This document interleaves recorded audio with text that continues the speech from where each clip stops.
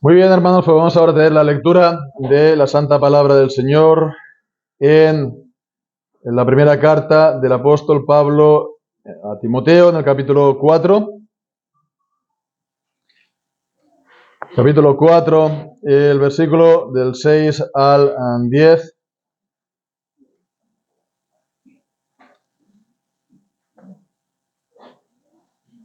Y dice así la palabra del Señor. Si esto propones a los hermanos, serás buen ministro de Jesucristo, nutrido con las palabras de la fe y de la buena doctrina que has seguido. Mas desecha las fábulas profanas y de viejas y ejercítate para la piedad, porque el ejercicio corporal para poco es provechoso, mas la piedad para todo aprovecha, pues tiene promesa de la vida presente y de la venidera. Palabra fiel es esta y digna de ser recibida por todos, pues por esto aún trabajamos y sufrimos oprobios, porque esperamos en el Dios viviente, quien es el Salvador de todos los hombres, mayormente de los que creen. Amén. Y el Señor bendiga su santa palabra. Pues cada uno debe de intentar cumplir en su vida con aquello que es su vocación, ¿no? Con aquello que se siente llamado a hacer.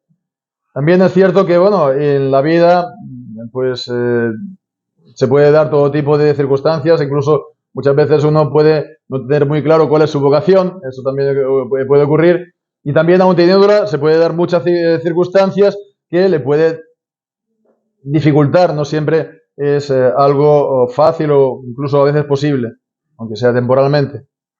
En todo caso sí que debemos intentar esforzarnos para que con la ayuda del Señor pues cumplir entonces esta vocación, ¿no? Lo que uno se siente llamado a hacer en la vida. Y bien, pues esto es para todos, pero de una manera especial, pues para aquellos que son los responsables en la Iglesia, aquellos que son los oficiales que el Señor pues ha llamado y también ha equipado para servirlo. En el capítulo 3 ya estuvimos viendo, ¿no?, acerca de estos oficiales, estuvimos viendo acerca de los obispos, estuvimos hablando también de los diáconos. Al final son tres, son los ministros de la palabra o pastores, están también los ancianos gobernantes, están también los diáconos, y cada uno pues entonces en la parte que le toca, conforme al ministerio que ha recibido de la parte del Señor, pues ha de pues intentar ser, como dice el versículo 6, un buen ministro. Un buen ministro, podríamos decir un siervo excelente. Un siervo excelente para el Señor.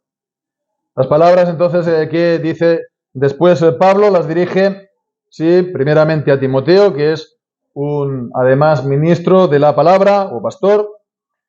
Por lo tanto, también pues se aplica a los demás pastores y ministros de la palabra, pero también se aplican a todos los oficiales en la iglesia, también ancianos, también diáconos, y no solo esto, sino que también en un sentido general se aplican a todos los creyentes. ¿Por qué? Pues porque todos los creyentes hemos de servir a Dios, somos siervos del Señor. Para eso nos ha redimido el Señor, para servirlo todos los días de nuestra vida en santidad y en justicia, dice pues la palabra en Lucas 1. Entonces todos hemos de también aspirar a esto, a ser siervos excelentes de Dios. Bien, pues esto, claro, está muy bien, pero ¿cómo conseguirlo, no? ¿De qué manera? Pues prácticamente hemos de intentar pues hacer para llegar a servir de esta manera al Señor y ser un siervo excelente. Pues la palabra nos da aquí una serie de guías maestras y lo podemos decir pues de manera resumida en tres palabras. En tres palabras. La primera es nutriéndose. Nutriéndose de la palabra del Señor, de la palabra de Dios, por supuesto. Dice en el versículo 6, si propones a los hermanos, esto propones a los hermanos, serás un siervo un ministro, un buen ministro de Jesucristo, nutrido con las palabras de la fe y de la buena doctrina que ha seguido. Entonces, vemos que Timoteo tenía que entonces hacer, nos acordamos, frente a los apóstatas que iban a introducir herejías, prohibirán casarse, prohibirán abstenerse de ciertos mandamientos. ¿Y cómo lo tenía que hacer? Pues como lo veíamos la semana anterior, también exponiendo la verdad. Y dice, si esto propones, o si esto expones, si esto pones delante de los hermanos, si haces entonces esto, ¿no? Pues entonces dirás, serás un buen siervo, un buen ministro. Pero para ello, entonces, para proponer, exponer, presentar, poner delante de los hermanos, uno mismo ha de estar nutriéndose, ¿verdad? Nutriéndose de la palabra. Y eso es entonces lo principal para uno, ¿no? Un ministro, un siervo, es nutrirse él mismo de la palabra de Dios. Y para eso, pues también tiene que tener hambre, ¿no? Uno come a gusto cuando tiene hambre. Y bueno, pues para eso es bueno pensar que con nosotros ocurre lo mismo que con los niños pequeños. Con los niños pequeños igual. Porque sí, los niños pequeños están todo el día comiendo, pues, chuches y gominolas. Y ahora un bollicao. Y ahora patatas fritas. Y ahora Doritos. Y ahora otro zumito. Y ahora galletitas. Viene mamá y le presenta la sopa o le presenta, pues no sé, la chuleta, ¿no? O el trozo de carne. ¿Y qué van a decir los niños? Que no tengo hambre, no quiero comer porque ya está lleno, ¿verdad? Pues exactamente lo mismo con nosotros. Si nosotros, pues en vez de estar nutriéndonos de la palabra de Dios, estamos nutriéndonos de comida chatarra o comida basura, no vamos a tener apetito por la palabra de Dios. Y por eso dice Pablo a continuación que desecha las fábulas profanas y de viejas, ¿no? Las fábulas que, bueno, pues ya estuvo hablando en el capítulo 1, versículo 4, de también los herejes que prestan atención a fábulas y genealogías interminables, que son pues cosas así, de la palabra así, pero que no tienen ningún tipo de utilidad, no tienen ningún tipo de sentido, y que dice aquí que son profanas. ¿Por qué? Pues porque corrompen la palabra de Dios. Son enseñanzas o explicaciones, son cosas que se dicen de la Biblia, pero la corrompen verdaderamente. Y dice también que son de viejas. No es esto una palabra, digamos, despectiva, ¿no? En contra de las señoras ya mayores, en absoluto. Esto era una expresión corriente en la época, lo utilizaban mucho los filósofos de la época. Entonces, para hablar de cosas que no tienen ningún tipo de sustancia, que no tienen ningún tipo de importancia, que es como aquellos chismorreos, ¿verdad?, de unos a otros, ¿no? Lo mismo. Pues entonces dice que hemos de desechar eso. Si estamos pues comiendo esta comida chatarra o basura, no vamos a tener el apetito por la palabra verdadera del Señor. Entonces lo tienes que desechar y tienes que seguir entonces un buen régimen de la palabra del Señor. ¿Qué pasa si dejamos de comer? ¿Qué pasa si decimos, no, yo a las bravas dejo de comer de todo? Pues entonces, bueno, nos vamos a enfermar y nos vamos a morir. Lo mismo si no nos nutrimos de la palabra de Dios. Y la palabra de Dios es, pues, como dice en primera de Pedro, es la leche espiritual no adulterada. Y hemos, por lo tanto, de, como dice también la carta a los hebreos, pues ir más allá, no tomar alimento sólido para la palabra. Hemos de crecer en la palabra, en esa nutrición, digamos, en ese alimentarnos de la palabra. Entonces hay que, por supuesto, leer la palabra, la sana doctrina que dice aquí también, ¿no? La palabra, por una parte, la sana doctrina, pues hermanos, tenemos muchos recursos en este sentido, ¿no? Se está, por ejemplo, ahora pues distribuyendo estos boletines, y la idea es también que cuenten con el catecismo menor. Está el catecismo menor, está el catecismo mayor, está la confesión. Son ideales para estudiarlos uno personalmente y también en familia. Están también buenos libros cristianos de comentarios de la Escritura, de comentarios de los libros de la Biblia, y son buenos también para leerlos. Están también libros de sana doctrina, pongamos por caso el libro de Calvino, La institución de la religión cristiana, y libros parecidos de este estilo.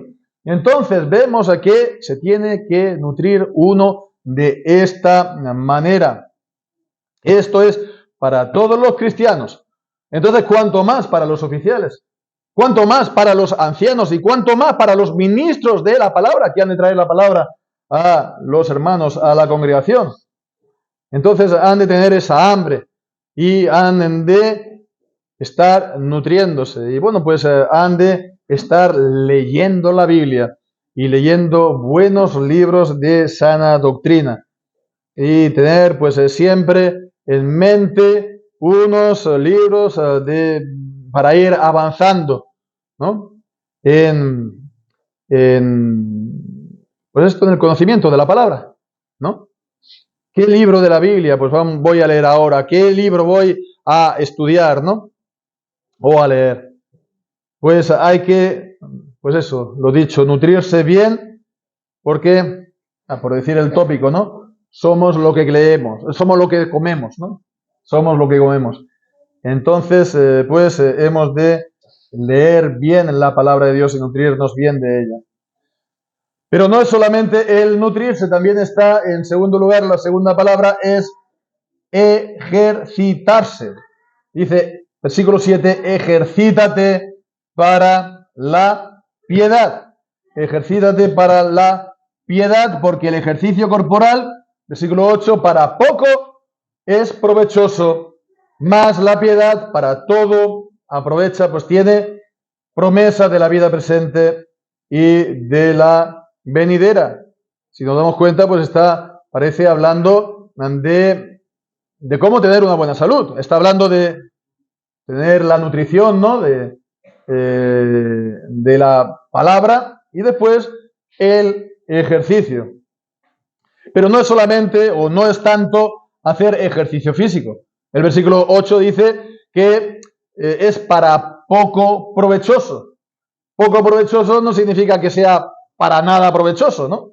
Poco provechoso es decir que bueno, lo podemos usar, pero con moderación, ¿no? No hemos de ser realistas. Si nos podemos ahora a correr o hacer otro deporte, pues seguramente no vamos a ser, bueno, seguramente no, seguro, no vamos a ser campeones del mundo de nada, ¿no? Entonces, aunque no lo propongamos, ¿no? Y lo único que vamos a conseguir es machacar más el cuerpo. En vez de ser de ayuda, va a ser de todo lo contrario. Entonces, el ejercicio, bueno, si se puede hacer bien, pero como todo, con moderación. Pero no es lo que nos está aquí diciendo Pablo. No nos está aquí pues recomendando pues hacer ejercicio físico. Lo que nos está verdaderamente recomendando es pues hacernos ejercicio espiritual. Ejercítate para la piedad.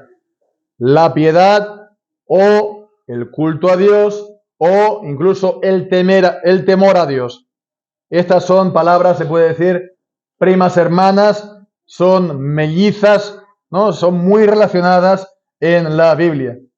Ejercitarse para la piedad es, por supuesto, orar a Dios. Y no solamente de vez en cuando, no solamente 1 minuto a la semana o 5 minutos al mes. Es más que esto. Es una oración cotidiana, por lo cual dejar unos ratos, ¿no? Pues apartados para la oración, y también no solo personal, sino también familiar. Ejercitarse para la piedad también afecta al comportamiento. Un comportamiento piadoso es temer a Dios, es apartarse del mal y es hacer lo bueno. Salmo 1. Es hacer los mandamientos de la palabra del Señor. Y es entonces tener siempre presente al Señor. Allí donde estemos, allí donde vayamos, allí lo que hagamos, acordarnos de Él. ¿Para qué? Hacer las cosas delante de Dios, para agradarlo. Bien, pues entonces dice que la piedad tiene promesa para esta vida, versículo 8. Tiene promesa de la vida presente y de la venidera. Tiene promesas también para esta vida. Pensemos, por ejemplo, lo que nos dice Deuteronomio capítulo 28. No hemos de pensar que las bendiciones de Deuteronomio y también los anuncios de las maldiciones estén ya como algo desfasado. Estas bendiciones de la obediencia, dice que por haber puesto por obra sus mandamientos que yo te prescribo hoy, pues Dios te exaltará sobre todas las naciones de la tierra y vendrán sobre ti todas estas bendiciones y te alcanzarán si oyeres la voz de Jehová tu Dios. Bendito serás tú en la ciudad y bendito serás en el campo y bendito el fruto de tu vientre, el fruto de tu tierra, el fruto de tus bestias, la cría de tus vacas, los rebaños de tus ovejas, etcétera, etcétera, etcétera. La bendición de Dios, una protección especial de Dios sobre nosotros y sobre los nuestros. O pues también lo que hemos también citado, el Salmo 1. El Salmo 1, versículos del 1 al 3, cuando dice de que, que su hoja pues no cae y todo lo que hace prosperará por la bendición del Señor. Y en cuanto pues a la vida venidera, podemos leer en Romanos capítulo 2, Romanos capítulo 2 y versículos 6 y 7, el cual Dios pagará a cada uno conforme a sus obras. La vida eterna a los que, perseverando en hacer el bien, buscan gloria, honra e inmortalidad. Y versículo 10, gloria y honra y paz a todo el que obra el bien, al judío primeramente y también al griego. Por supuesto, esto no significa pues que la salvación, pues la vida eterna, sea una remuneración o sea un salario que el Señor nos da por nuestra obediencia o nuestra piedad. No es esto, porque la piedad y pues la obediencia verdadera que agrada a Dios es aquella que viene de un corazón renovado y un corazón, por tanto, que ha recibido la gracia del Señor, y es entonces una piedad y una obediencia de gratitud a Él por su salvación. Entonces, no es para nada que la tenemos que obtener. La salvación se recibe por medio de la fe y solamente por la fe. En todo caso, la obediencia está ahí, la piedad ahí. Es el camino seguro en esta vida para nosotros y también es un camino, el camino en el que estamos en la salvación. Si estamos en la salvación, en esta salvación por la fe, estamos pues agradando a Dios o intentándolo con su gracia por medio de la obediencia. Así, por lo tanto, vemos primero nutrirse, sí. Segundo, ejercitarse. Y en tercer lugar, dice, pues esforzarse. Esforzarse, volviendo aquí a primera de Timoteo, pues diciendo, palabra fiel es esta y digna de ser recibida por todos. Que se está refiriendo a lo que hemos visto en el versículo 8, que la piedad para todo aprovecha y tiene esa promesa para esta vida y la futura. Esa es la palabra fiel. Hay veces que la palabra fiel en las pastorales se refiere a lo que sigue. Aquí claramente se está hablando de lo que se ha dicho. Y bien, pues entonces lo está explicando a continuación. Es fiel, es una palabra verdadera y es digna de que todo el mundo la crea y la reciba. ¿Cuál es? Pues, ¿por qué? Porque por esto también aún trabajamos y sufrimos oprobios, porque esto es así, porque tiene esta promesa, dice, pues leemos, trabajamos y sufrimos oprobios, porque esperamos en el Dios viviente. Así, por lo tanto, primeramente trabajar, y es un trabajo penoso, es un trabajo esforzado, es un trabajo de gran esfuerzo, con mucha dificultad. Pero también dice, recibimos oprobios, soportamos oprobios, insultos, burlas, ¿no? Te están aquí pues diciendo, sois pues ridículos, ¿dónde vais vosotros, los cristianos, los reformados, los siervos de Dios, etcétera? ¿Dónde vais vosotros? Y pues están burlando y pues lo único que hace esto es, por supuesto, añadir más dificultad. Así es nuestra vida, hermanos, en el mundo. Así es servir al Señor. No es un color de rosa. No es todo el color de rosa. No es lo que se pinta en los libros de autoayuda que hacen pasar por libros evangélicos, ¿no? De los grandes escritores, ¿no? Evangélicos. De unos y otros, ¿no? No hace falta dar nombres, ¿para qué? La vida del siervo de Dios es dura y comporta un gran desgaste espiritual. Muchas veces también heridas y cicatrices, un desgaste que llega a veces también hasta lo físico, a la salud. Conozco hermanos que, bueno, pues fue tener el oficio, el ministerio e irse el sueño por la noche. Y pues ponerse todo el pelo blanco, no sé yo. Y aunque tengo también unos cuantos, pero es más bien algo natural de la edad, ¿no? Pero es cierto que, bueno, no es de extrañar de que se le vaya a uno el sueño y pasen los días y pasen los meses y pasen a veces hasta los años, ¿no? Y alguien dirá, bueno, pero eso no es tampoco algo propio de los cristianos ni de los siervos, porque mucha gente anda con medicación. Sí, claro, es verdad. Pero, a ver, ellos lo hacen, no tienen a Dios, no tienen, pues, eso para, se puede decir, soportar muchas veces la vida.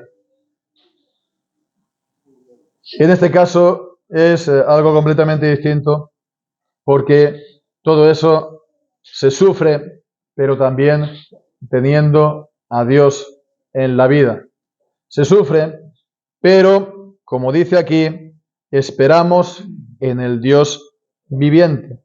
No se está desesperado, no se está, pues, uno completamente, pues, derrotado. Hay una gran diferencia, porque se sufre, pero es porque estamos esperando en el Señor, en el Dios viviente, el Dios vivo, que siempre es un nombre de Dios que habla de que Él es el omnipotente, el todopoderoso, el que puede cambiar todas las cosas en un momento, como Él hizo los cielos y la tierra en un momento, y puede cambiar todas las circunstancias para nuestro bien, si esa es su soberana voluntad. Esperamos, dice, en el Dios viviente. Esperamos entonces en Él, a que esta piedad y este servicio va a tener la remuneración y va a ser vindicado por el Señor. En esta vida incluso. Tal vez no vaya a ser así.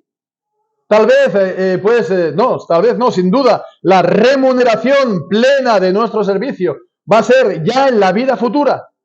Pero eso no quita que también el Señor pueda dar esa remuneración y hacer que la vara de sus siervos, como la de Aarón, esté floreciendo. Y que la vara de Moisés, como la vara, como la de Moisés, se trague pues la culebra de los encantadores falsos, ¿no? Así pues, esperamos en el Señor, que Él es el Dios vivo, el Dios viviente, y añade también el Salvador de todos los hombres, mayormente de los que creen. El Salvador de todos los hombres. Y ahora pues vienen a los reformados y dice, ¿veis? Aquí está diciendo que Dios es Salvador de todos los hombres. Y vosotros los reformados venís a decir que Dios es el Salvador solamente de su pueblo elegido, de aquellos a que Él eligió y predestinó. Y pues lo predestinó para que sean de Cristo. Y que Cristo es el Salvador solamente de su pueblo. Y aquí dice que es el Salvador de todos los hombres. Bueno, pues ¿qué quiere decir esto? Dios Salvador de todos los hombres. Que Dios va a salvar a todos los hombres. Si Dios quisiera salvar a todos los hombres, lo haría. Porque Él es el Dios vivo, el Todopoderoso. Pero Dios no salva a todos los hombres. ¿Y por qué Dios no salva a todos los hombres? Pues porque no ha sido esa su voluntad. ¿Quién se salva? Romanos 9 dice que no depende del que quiere ni del que corre, sino de Dios que tiene misericordia. A quien quiere, pues salvar, salva, y a quien quiere endurecer, endurece. Todo al final depende del Señor. Entonces, ¿qué significa esto de que es el Salvador de todos los hombres? Bueno, pues conviene tener presente que la palabra Salvador, en griego, soter, pues entonces en aquel tiempo no solamente se empleaba en la Biblia. La palabra soter en aquel tiempo la utilizaban también los emperadores romanos.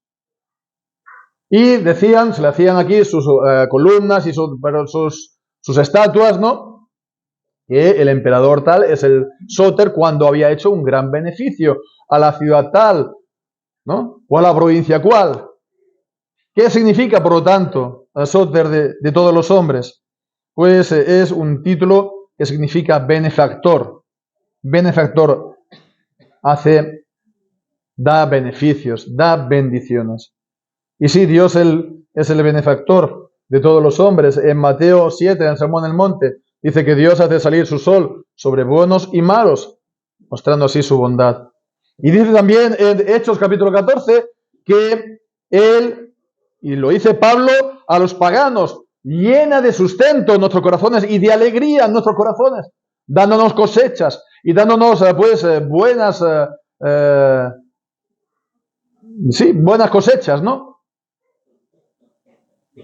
¿Y todo esto para qué?